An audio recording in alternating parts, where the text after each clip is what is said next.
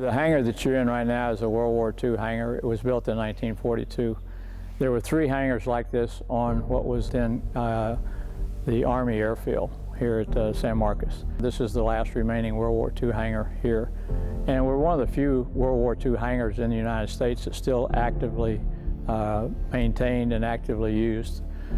The Central Texas Wing became involved in 1974. This is our 40th year anniversary of being established as a Central Texas Wing. We are a living history museum. You don't come in and just see the things sitting here. We actually fly them, and you can fly in them, so that you can see what it was like, what our veterans back in World War II in Korea in those early days, what they went through and what they put up with to fly their missions. The air shows that we go to, we ask for a fee if we can get it, or to cover our gas expenses to go. We have donation boxes here in the hangar for people to donate. We have 3 major fundraisers during the year. We do a casino night and car show in the springtime, and then we do a dinner dance in November here at the hangar, and we usually have 1,000 to 1,200 people in the hangar here doing that. We all have unique skills or talents. Some fly, some maintain, some can fix up the hangar, woodwork. It's really a fun place to be. Our membership is going up as people find out what we've got here. And we get the word out in the Central Texas region as to what tourist attraction we have here in San Marcos. We all come in for whatever reason we come in and join the Commemorative Air Force. We get a lot of former military, we get law enforcement, but it's not a requirement. We've got a lot of just off the street people. Fortunately, I have a very good volunteer group here. We train them to whatever level they want to go to, learning to work on the planes. We don't push anybody to do any more than they want to do, but we get enough people in here, we're able to keep things moving pretty well. We have a dozen or so different planes in different classes here. We've got everything from trainers to a bomber and a very rare fighter. Probably our P-39, which is one of only 2 in the world that's still flying. But the rarity of the plane now, being its very limited number, makes it kind of a big deal. The bomber we have is a Mitchell, North American Mitchell B-25 bomber, the same type that was used by the Doolittle crew in the raid on Japan. We have it painted up in honor of a crew that was killed in Italy, World War II. But we're blessed here to have some very good pilots. It's a real honor to work with them and for them. And it's up to them. Once we hand it over to them, they've got to take it into the sky and they've got to bring it back in one piece. Well, we come from many varied backgrounds. There are some of us that are retired military, retired Navy, retired Air Force, and the hours vary from a few hundred to tens of thousands of hours, and we all have something to contribute and learn from one another. We're all volunteers, and we're all colonels. There is no rank structure. Our leader, who's giving us direction, is elected for 2 years, but he's a leader. He's not a commander, and that fosters the cooperative atmosphere. And it's one of contribution, and you can contribute as much or as little as you like, and you can make what of it you like. Well, we have a pretty eclectic gathering of airplanes. Most of them are World War II era airplanes. We have the good fortune to have 2 of the airplanes that were used to make the movie Tora, Tora, Tora back in the late 60s.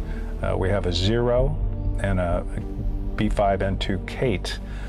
Both of those airplanes reside in the hangar. The Zero is privately owned, and the Kate is also a Commemorative Air Force aircraft and part of a sponsor group of the team that does the reenactment of the attack on Pearl Harbor. When the veterans that visit us, they come in, and so many of them, because of their age, are in perhaps a wheelchair or using a walker, and you can just see it in their eyes when they walk through that hangar door and they see the type of airplane that they did their training in, and then the B-25 or the P-39, perhaps that they actually flew in combat, flew in harm's way. And all those memories, you can see them come flooding back. And they get real quiet. And it's an experience, and it's a pleasure to be able to escort them around the airplane, help them up in it if they have that much strength, and listen to them tell their stories. You know, they open up and talk about it, and so many of them can remember facts and numbers. You know, I can't remember what I had to eat yesterday, but you know, they're talking about altitudes and headings and bomb loads and things from 60 years ago. It's truly amazing. The paid rides are done in the B-25, and we call those Living History Flight Experience rides. And you just go to our website, you can sign up there, get on the waiting list, and then we bundle the people together. We have 7 seats, so it'll be 10 people on the airplane, 2 pilots and a flight mechanic, and the ride takes 20 to 25 minutes.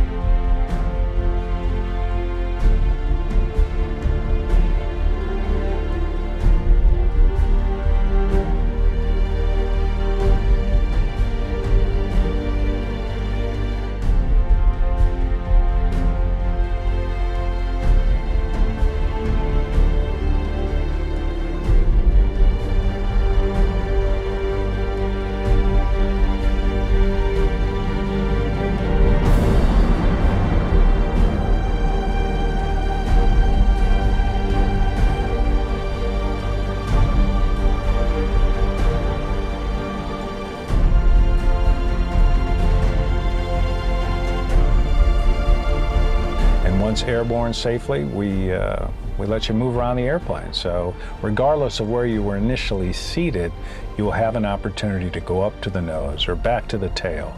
It does take a certain amount of dexterity to transit from the front to the back, but it can be easily done.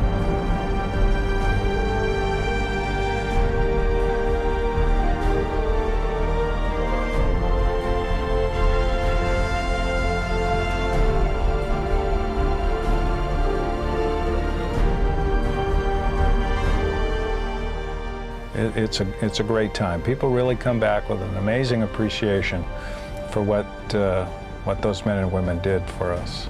We put a lot of time in on the planes, and we go to great lengths to keep them going, keep them looking good. And at the air shows, when granddad comes up with his grandchildren, I get choked up.